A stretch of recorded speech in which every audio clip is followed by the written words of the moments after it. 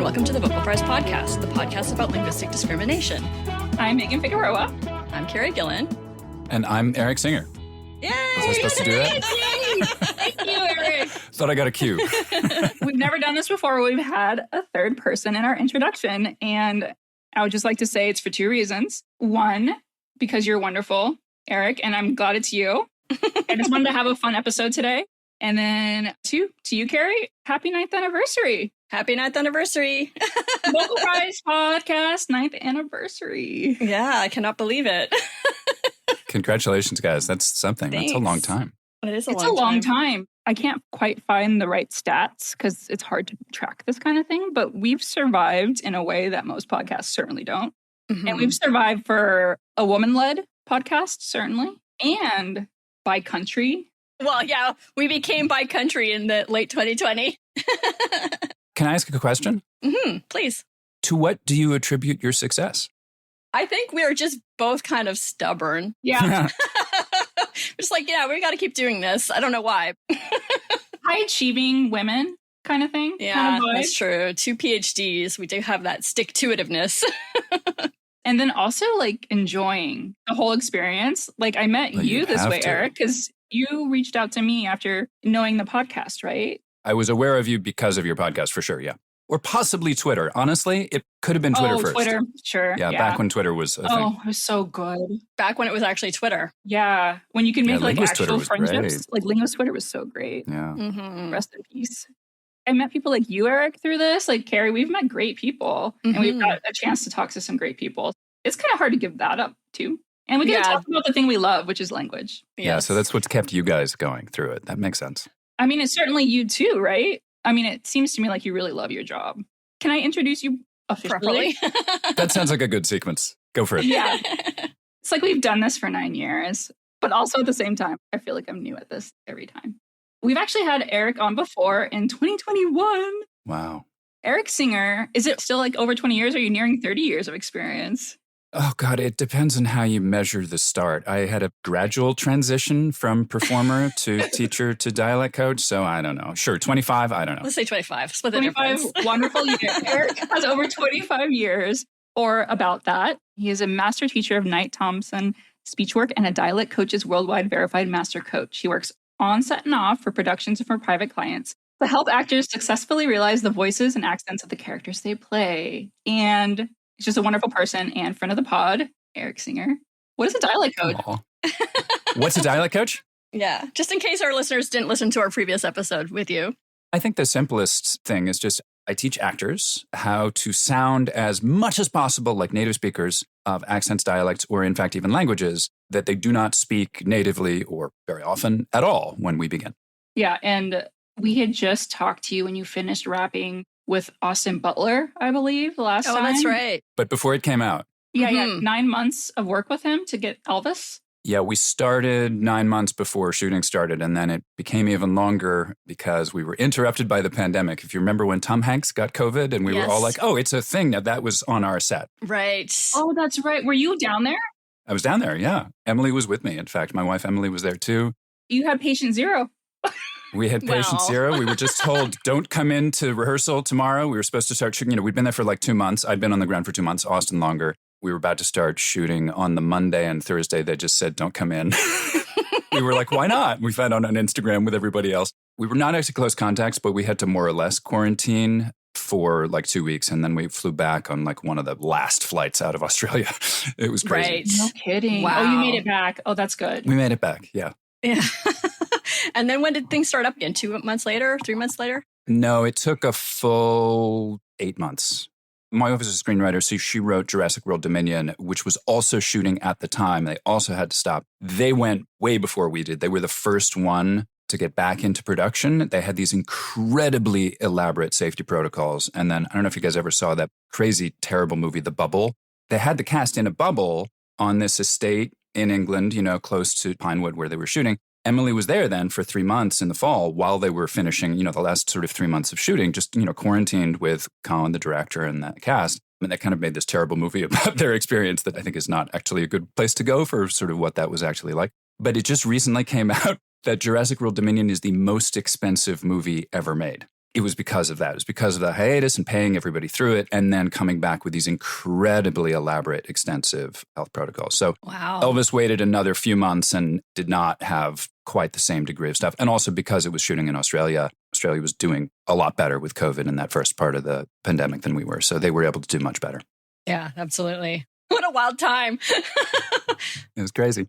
Oh my goodness. So yeah, that's the mind space we were in when we met last time. That's Yes. really funny. It was like we finally were getting 2021 vaccinated. was still like deep. It wasn't early pandemic, Yes. but it was still like in the intensity of that incredibly, incredibly weird time that is almost Yes. hard to remember in certain ways, I feel like now. Yeah, I think we've memory hold some aspects of it. Just trying to remember at that time, yeah, we had to have vaccination passports, at least here in BC, to get into certain places. Us too. Well, it was on my phone anyway. I had an actual paper and I like Oh. laminated it because I was like, I've had the 3. Those were wild times. Speaking of that, Eric, you reached out to me during the middle of the pandemic. Was it when you were in hiatus? Oh my goodness, you're right. I know where you're going. You're going to say I reached out to you to be part of a Wired. I think we did 3 videos in the end. We broke it into 3 that was like a map tour of North America.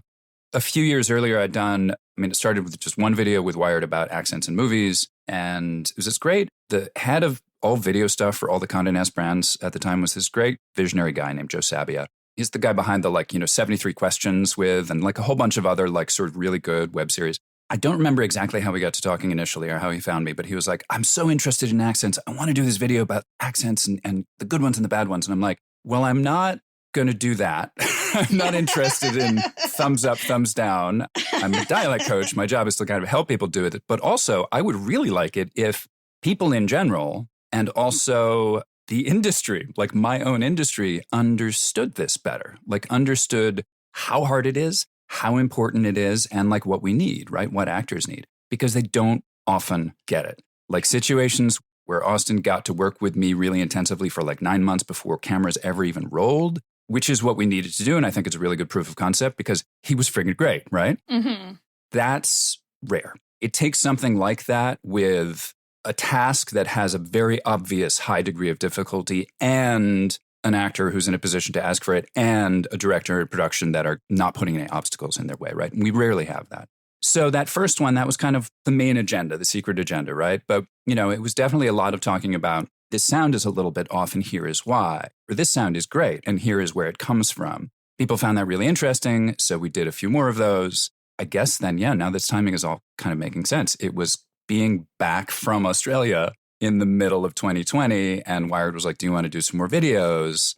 And we'd sort of had this idea for a bit because there was a map tour of the UK done by the legendary dialect coach Andrew Jack, Lord of the Rings and a lot of Star Wars things. And just, a really, really brilliant dialect coach, a really wonderful guy.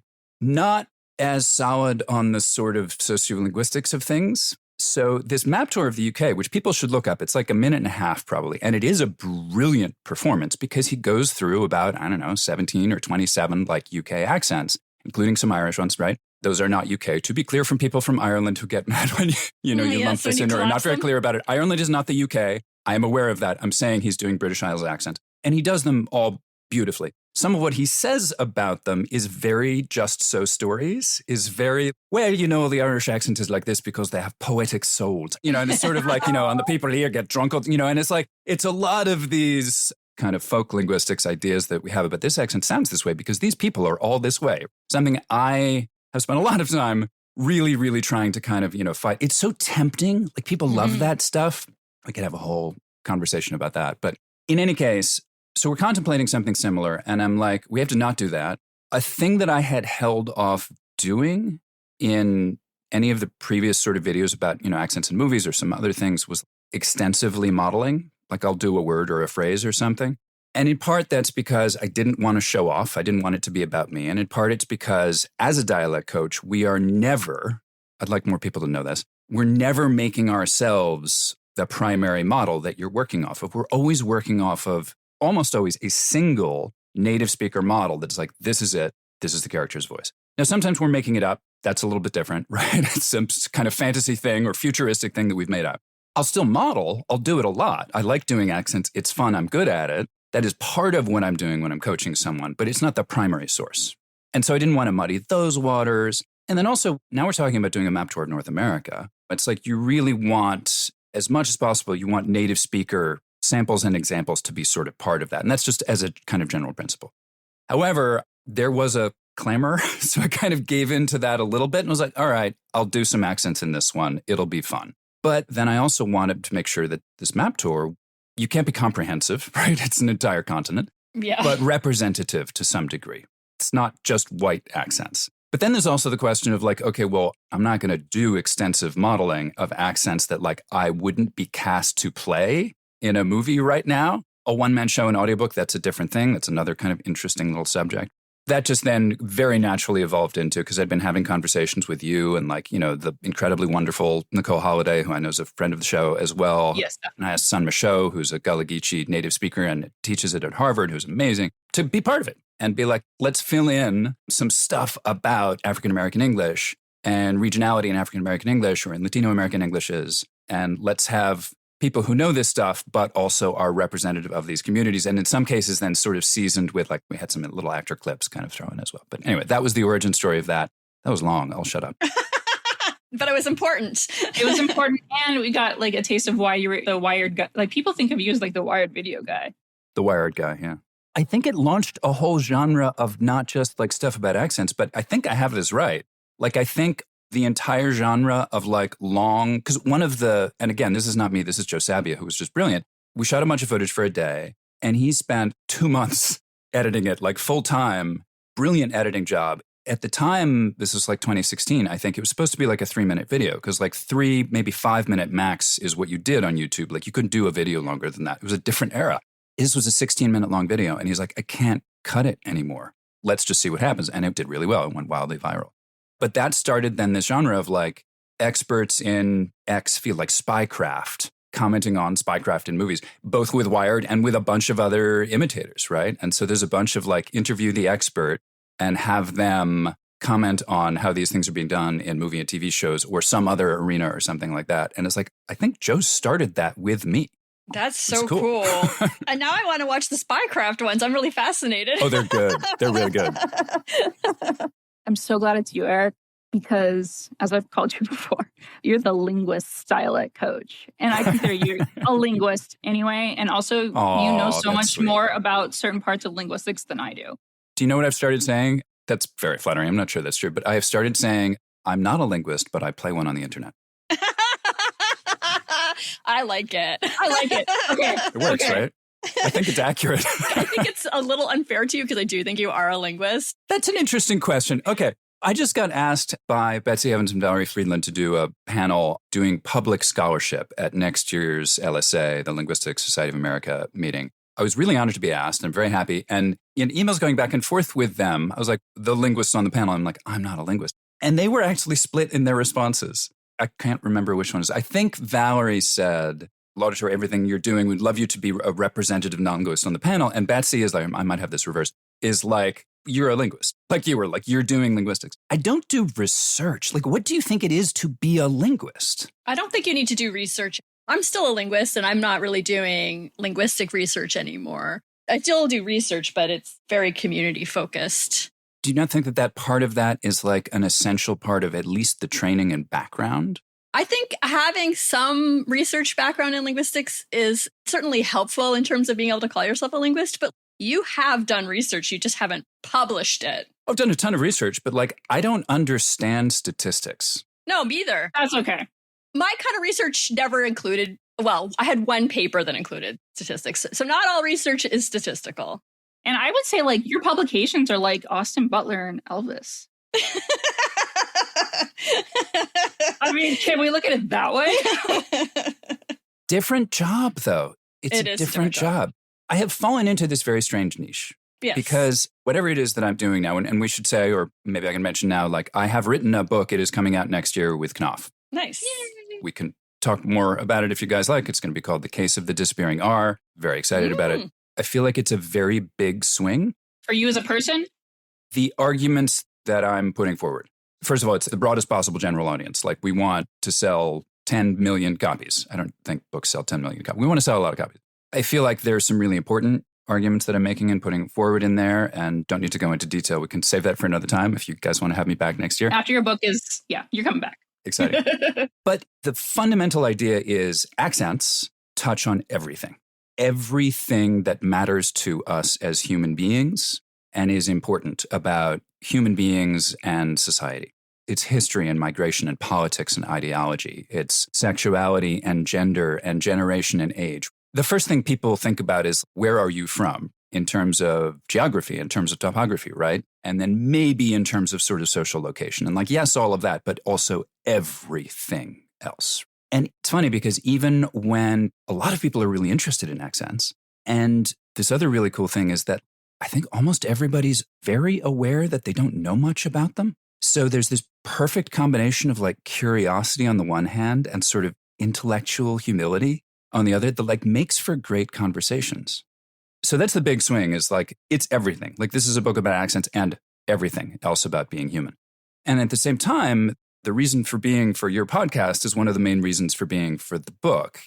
In writing the book, and I think now in making videos, because now I've been trying to make some shorter videos on my own and put them out on my own Instagram and TikTok and YouTube and things, I think of that ultra important set of arguments around linguistic discrimination, around the societal, individual and societal harms that are done by, in my bailiwick specifically, like accent discrimination or accent and dialect discrimination. Important as it is, it's like the vegetables, because I hate the necessity of putting stuff out on social media, right? But that's how you get the message out. And when I make a video that's purely about like, okay, so I took a long break because I was finishing up the last sort of drafts of the book and doing some other stuff and hadn't released any videos. And then I released one, like, I don't know, in June sometime, that was about, do you say with or with, and why, and where that comes from? Because it's got fascinating like historical roots that goes back to founder populations and sort of the British Isles and, you know, the difference between England and Wales and Scotland and Ireland. Listen to you. Yeah, this is very, I'll take it. I'm not going to argue anymore. I'll take it. And that one was just, it wasn't really complex, but it was really fascinating to a lot of people. And then I followed it up with, in the middle of the video somewhere, I said something like, I don't remember what point I was making, but I was like, don't even get me started on nuclear or axe, although see my previous video on that, right? Because I'd made an ask versus ask thing. So I just said casually in passing, like nuclear. I don't say nuclear normally. My normal pronunciation is nuclear, but I was saying like this pronunciation gets people worked up, right? And it shouldn't. So then I followed up with a video about why it shouldn't. And then I followed that one up with, don't say because it's spelled that way. That's a ridiculous argument to make in the language of like Colonel Wednesday and Doubt. Like, just don't, and comfortable in prescription and iron. Like, don't make that argument. Those videos didn't strike the same chord. They didn't do as well, right? And I try to make them like fun and engaging and whatever and the same sort of thing. But it's like, so there is this balance between the accent dessert and the accent vegetables. And the accent vegetables are so nutritious and so important. I know. But like, you got to figure out the right way. And I'm still tinkering, and I hope I've done it in the book, right? We worked really hard at this, and that's done. So hopefully it's good. But I'm still tinkering, in other formats and in other messages. I'm still, because I'm about to start a Substack too, which will either be called Accent Notes or possibly Accents and Sensibility. I like that one. Possibly Sound Values. Oh, okay. Or what else was the thing? Oh, my first idea was Sound So Human. I don't think it can be that. I think it's a little weird. I think I voted for the accent files because I only saw accent files and accent notes. Yeah, I don't know. There's too many possibilities. Anyway, whatever. I'm probably launching it later this month because Christopher Nolan's The Odyssey is coming out in a couple of weeks. And there was a fuss about the trailers on accent grounds. Matt Damon. Yeah, and I expect there to be a big fuss when the movie comes out. And usually I get contacted by a bunch of media outlets when there's a big flap about accents in movies. And so I was like, this would be a good time to launch a Substack.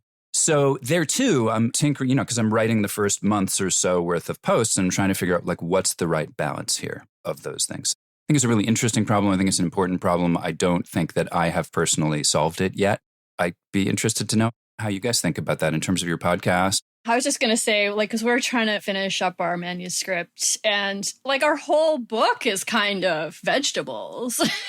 Right. I mean, vegetables can be delicious. I mean, I'm a big vegetable fan. Yeah. But I also put like butter on some. I put salt on some vegetables. Mm-hmm. Well, you have to salt your food. So that's please. one answer. People, salt please and butter. salt your food. Yeah, or cheese. Yeah. But yeah, so we have been wrestling with this because we do want it to be fun, but also still research-based and like still accurate. It is a tightrope to walk for sure. It is. Yeah. So I just had this idea. I wonder what you guys think of this. I think this morning as I was thinking about the fact that we were going to be chatting today, For any individual linguist, something happens first to make you fall in love with it.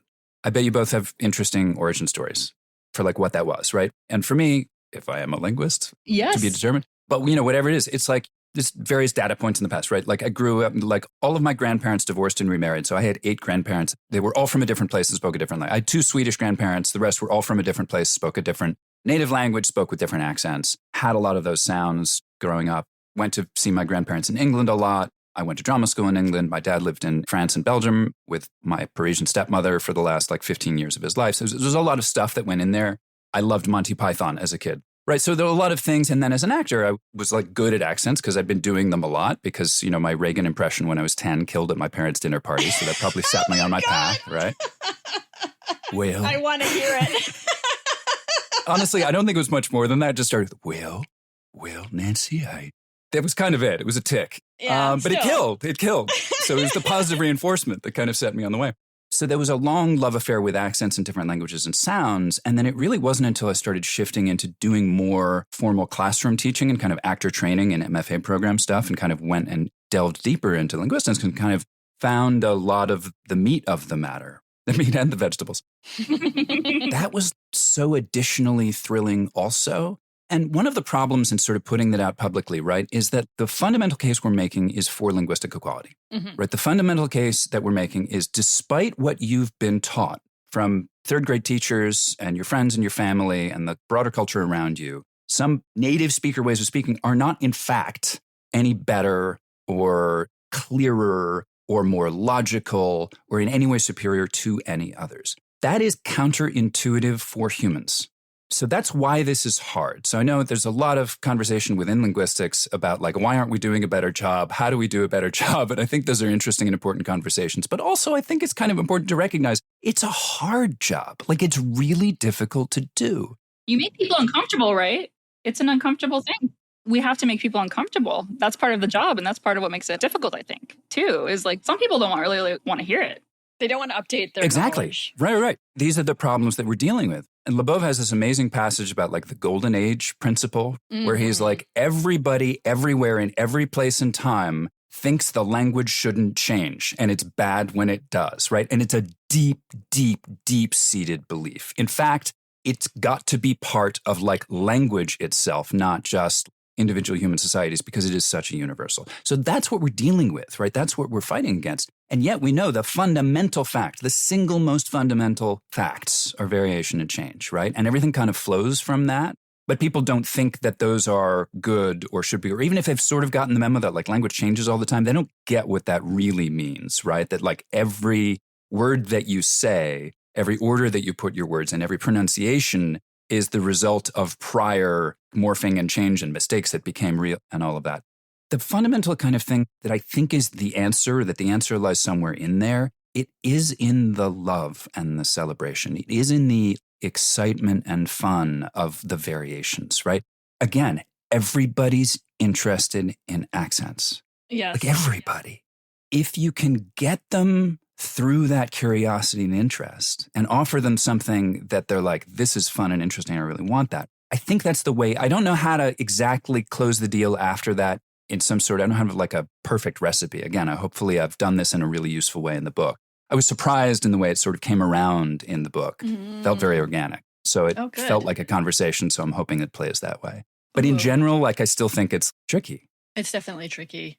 I think the writer, the podcaster, the dialect coach, I think there has to be a love for language and the variation and the change to really get it across. Otherwise, I mean, honestly, when I think about trying to communicate linguistics and where linguists have failed, I think, one, a lot of linguists are afraid to say uncomfortable things that seem political, but everything's political and you should just like inherently, this is political. Language is political because it's human. Everything human is political. But at the same time, we have to talk to everybody. Yes, we do. And the talking to everybody thing, which is easier to do if you don't get too political.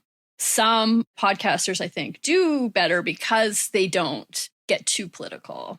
But on the other hand, then you're not pushing the envelope enough. So it is tricky. Yeah, that's another tricky balance. You're absolutely right. We are on the side of being very political and others don't. There's nothing wrong with one or the other. It's just, who are you going to get to? Here's another thing I find myself wrestling with kind of often. So the book, without giving too much away, the book does get political. I wrote most of the first draft in the first 6 months of the second Trump administration, with all of the absolute insanity that is going on that we don't need to go into, right? So I have a chapter called The Pope and the Vice President. I have interludes between chapters, and I have one that really focuses on Latino American English variation, but it is weaving that together with the Kavanaugh stops and the Fourth Amendment and Gavidi, I think is his name, who's the guy who was filmed with his arm twisted behind his back. They're like, where are you from? He's like, I'm from LA, bro. And it's the accent, but it's a native speaker. Anyway, that's early on. But at the same time, again, you want to be speaking to everyone. And a really fundamental point I think that we lose sometimes is that the argument for linguistic equality is not one that comes from moral values. You could be on the left, you could be on the right. I don't think there are a lot of linguists on the right, but there could be. But it's this thing that we know about all language varieties being linguistically equal and just differing in social esteem is something that we know from the scientific study of language, from this empirical method. It happens to align with my political values, so I am quite happy about that, but that is an accident. Right. No, it's a scientific fact that all languages and language varieties are inherently equal. They're just as logical. So when you lead with I'm on the left and you should believe, it's I think that's the wrong way to, and I'm not saying that you guys are doing anything wrong necessarily, but in terms of my trying to figure out how to talk to the broadest number of people, I'm I think I lose people if I do that. Again, it's the trail of candy. Yeah. Because I think this is what recapitulates the development of an individual linguist or a language lover is the fun and exciting and cool things step by step by step. When you see enough variation, when you see enough change, when you take a long enough point of view in time or a broad enough sample from a high enough height across a number of different languages and language varieties, you come to the same conclusions. So it's how to lead people through that process in a way where they're not doing an undergraduate degree because that's too long, right? How can you do that in a 3-minute video? You can't. How can you do it in a book? Hopefully you can, and then there's this in-between spaces.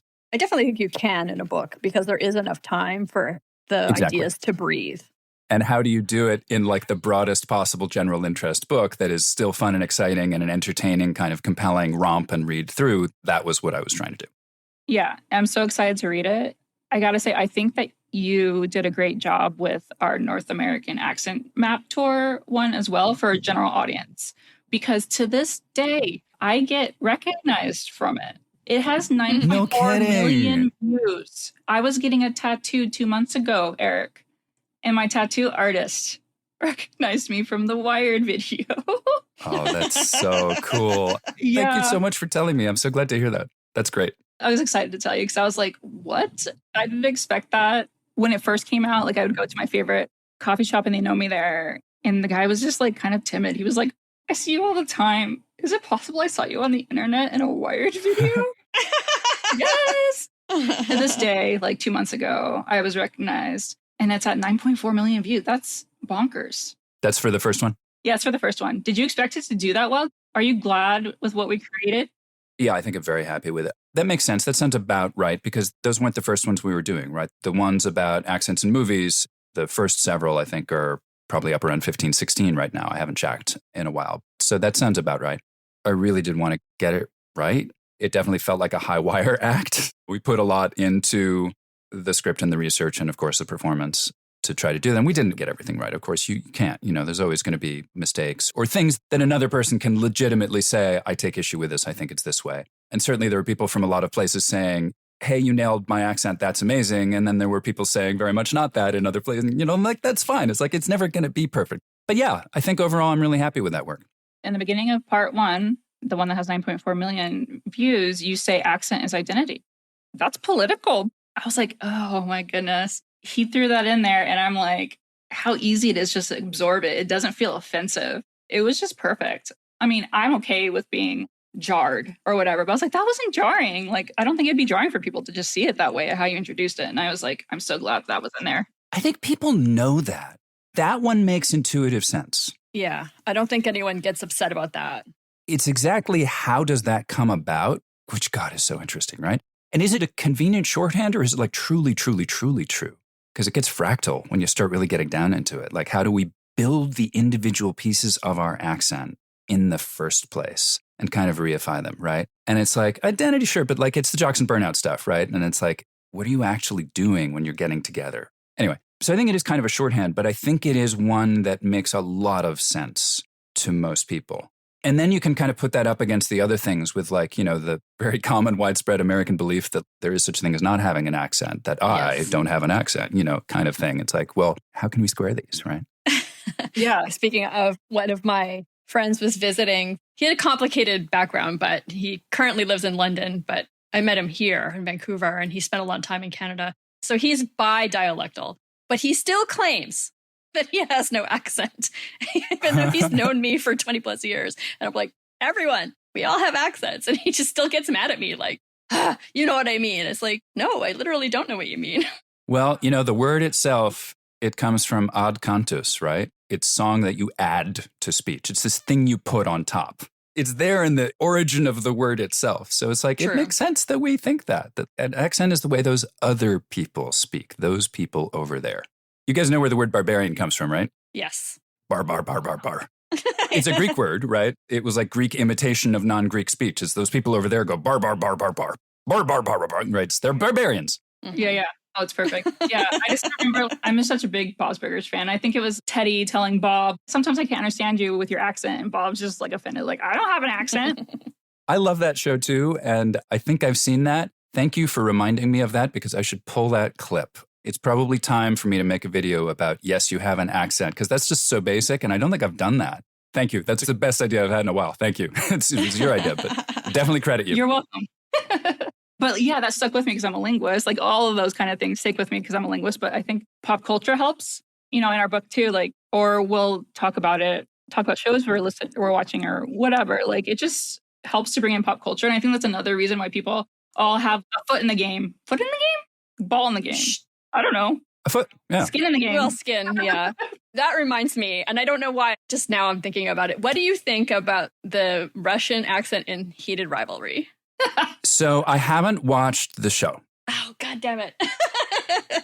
I generally make it a policy to not comment on accents until I've watched a thing in its entirety. Fair. I did get very curious because I'd read an interview with the show's quote unquote dialect coach that actually a linguist friend sent to me because it made her very upset. And I saw why, and it made me pretty upset too. No. And I should briefly just say that the traditional way of hiring dialect coaches in Hollywood or in movies in general has very often been just to find a native speaker of this. Is especially true for languages, to find a native speaker of the language or even a language teacher. And this is not the right person to teach somebody how to actually sound as much as possible like a native speaker, whether it's an accent or even more so almost with another language, right? If you're an English speaker, you don't speak Russian, you have to speak some Russian dialogue. That requires a dialect coach. It does require audio native speaker informants. A native speaker who's there live who can assist is like, that's great. But that is not the person to tell you, like they can't tell you what they're doing in their own mouths. Right. I call this the idiot wizard complex, right? Because language is absolutely extraordinary. Like we are all adept at the practice of this extraordinary magic, but we have no idea how we're doing it. We don't know what we're doing in our mouths and our brains. That takes a lot of very dedicated, very specialized training. And then to be able to like communicate that in ways that are pedagogically effective and support an actor's performance and don't get in the way of the actor being in their head when they're doing it. Like that's the whole thing, right? So you need a dialect coach to do that. Anyway, Heated Rivalry.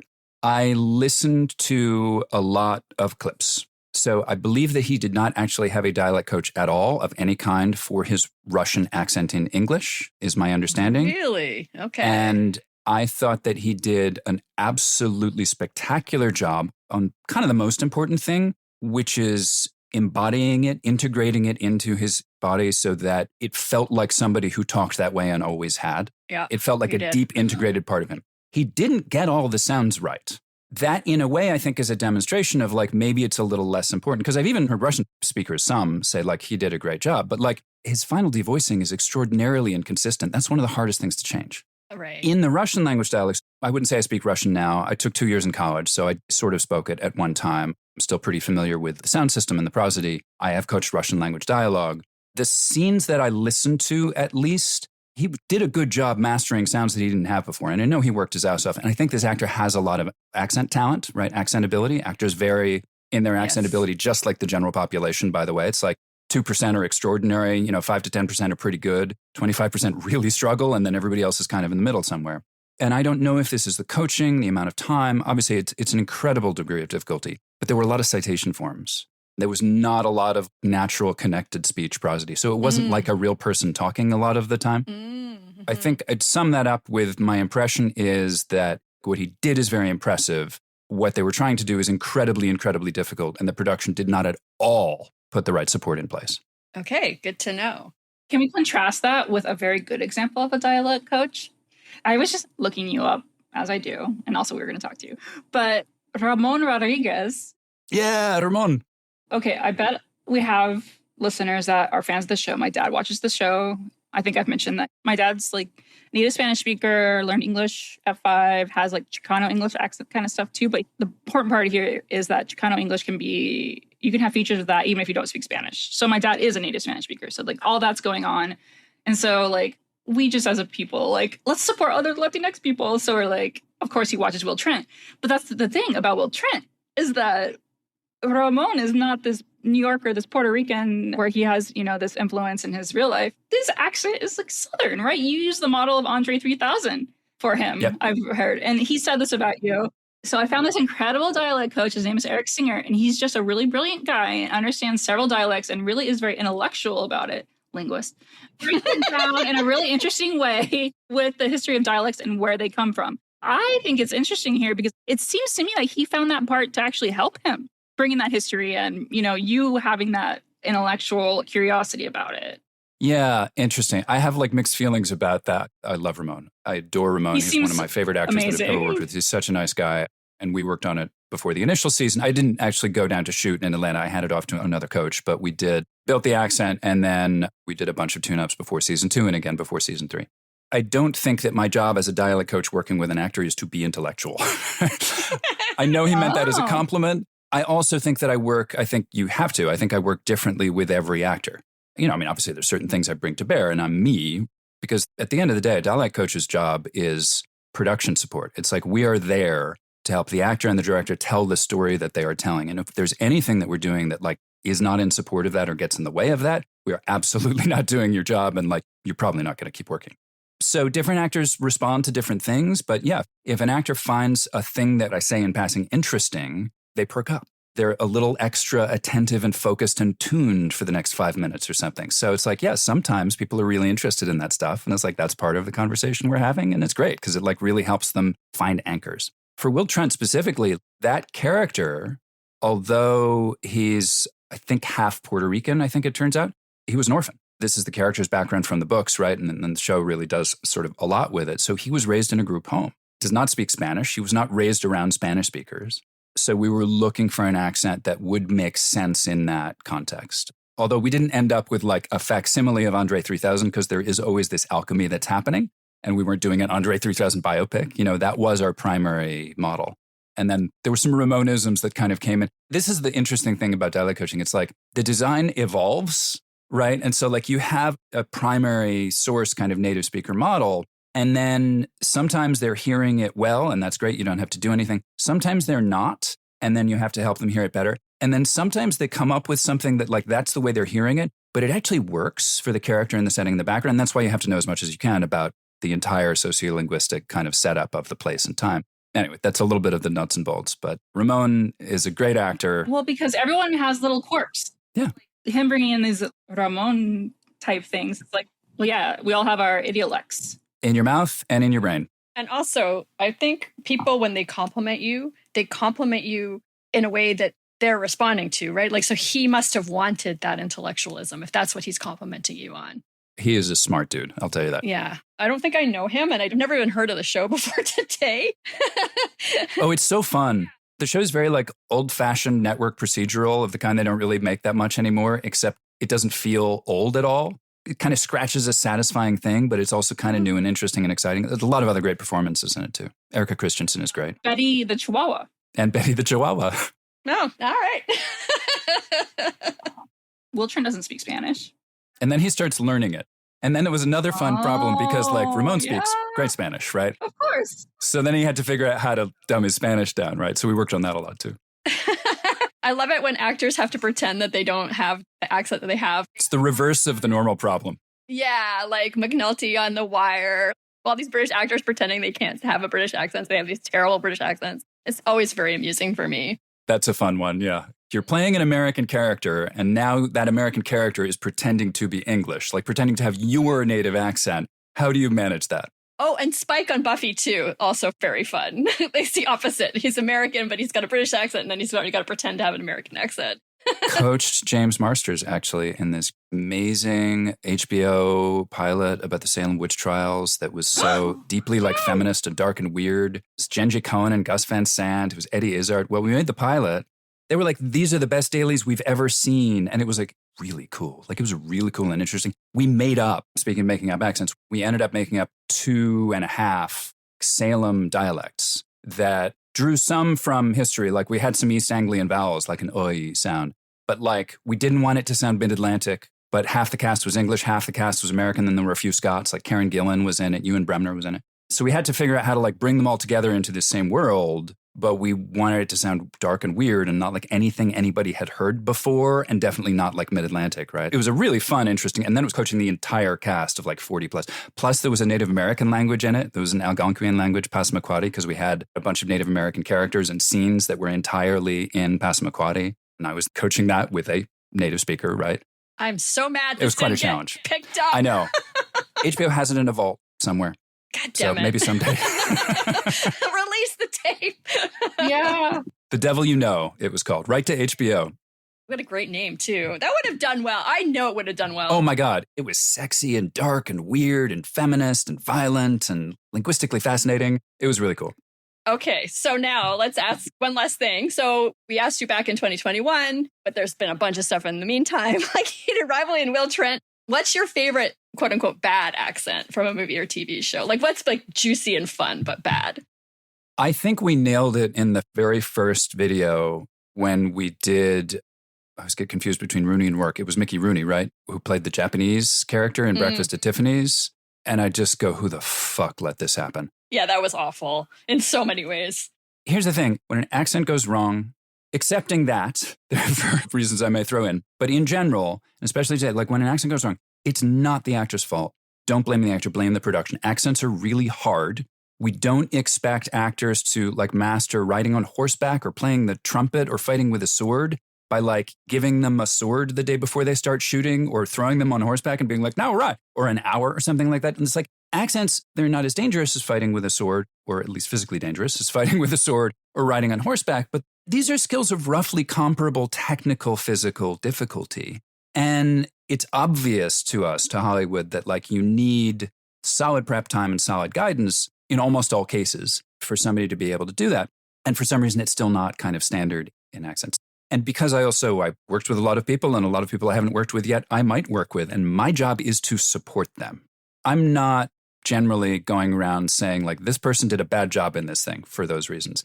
Except when it comes to something like this unbelievably offensive racist stereotype from a movie that is many decades old from an actor who is not with us anymore. That I feel no such compunctions, but like, I'm not going to tell you, this thing that came out last year with this actor is a terrible job. I can tell you why, and I can tell you what goes into it and what should and all that kind of thing. But like, I'm still not going to be out here going like, this person was great and this person sucked.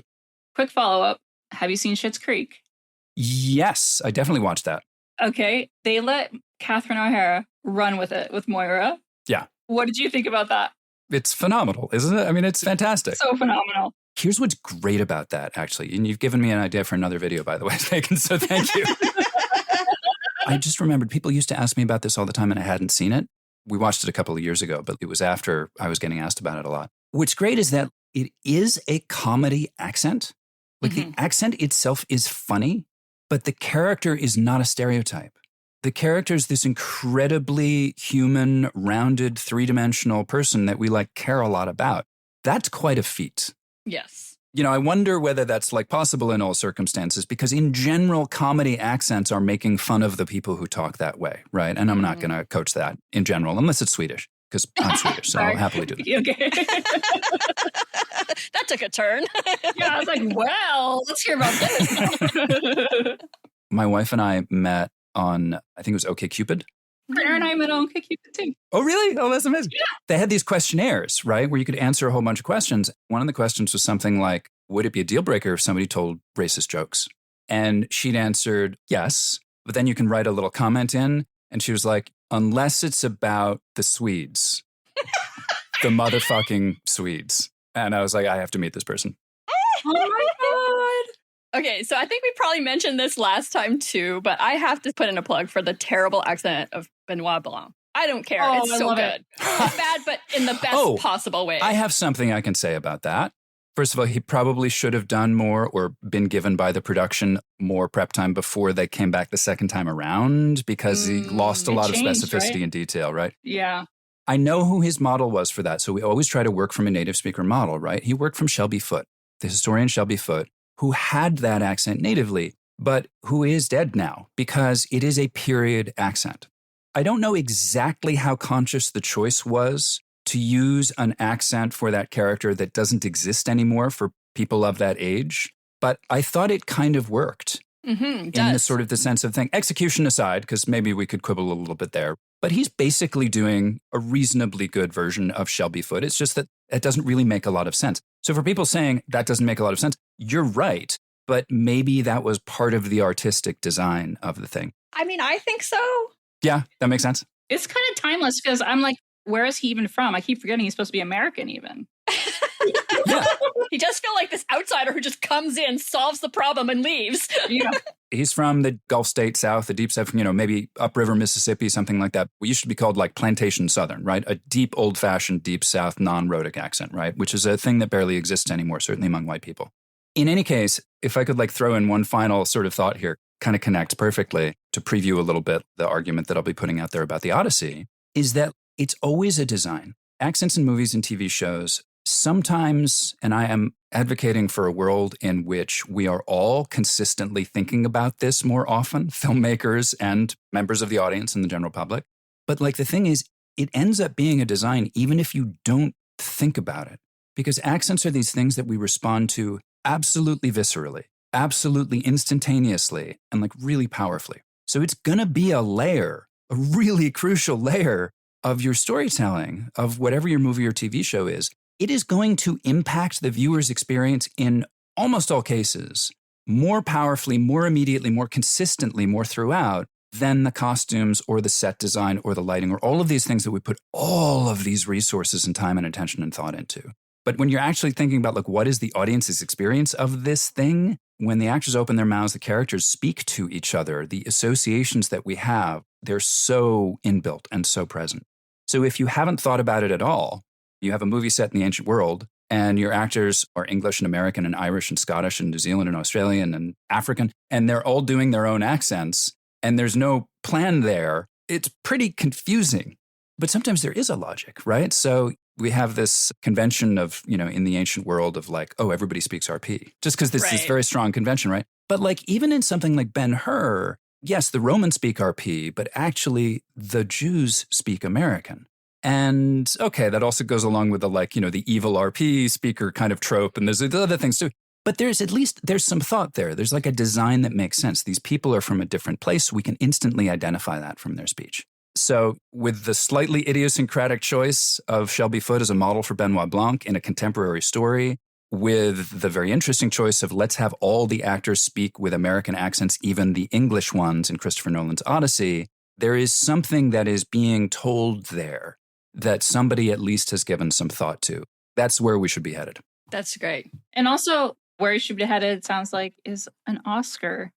Yeah, exactly. Because it is yeah. design, right? It is a design category. And they just added casting director, so why not? Yeah, I think the time is right. I'm kind of waiting to make that argument. We'll see. But since you bring it up, yeah, I would like to see that. I'll make it for you. No, you need to make, Excellent. You need to make it. Yeah, no, it's got to be an army. I'll volley it, the ball. So step 1, write a letter to HBO. Step 2, write a letter to the Academy. Yes. Since we're having on for the entirety of the show, we should also thank our newest patron. Oh, yeah. Chad Topaz, one of our recent guests. Recent guest. Thank you, Chad. BFF. Our new BFF, now friend of the pod, just like Eric is. Again, Eric, you're a repeat offender for a reason. We had you back because you're great. Also, you, Chad. come back sometime. But yeah, thank you so much, Eric. This was a lot of fun. This was a really good episode. We nailed it. We nailed our 9th anniversary episode. Thank you, Eric. Well, thank you guys so much for having me. That was a really fun, great conversation. I knew it would be. It's really great to be back. I'm incredibly honored to be asked for your 9th anniversary. Thank you. So thank you. And we always give our listeners one final message. Don't be an asshole. Don't be an asshole. The Vocal Fries podcast is produced by me, Carrie Gillen, theme music by Nick Granum. You can find us on Tumblr, Twitter, Facebook, and Instagram at Vocal Fries Pod. You can email us at vocalfriespod@gmail.com, and our website is vocalfriespod.com.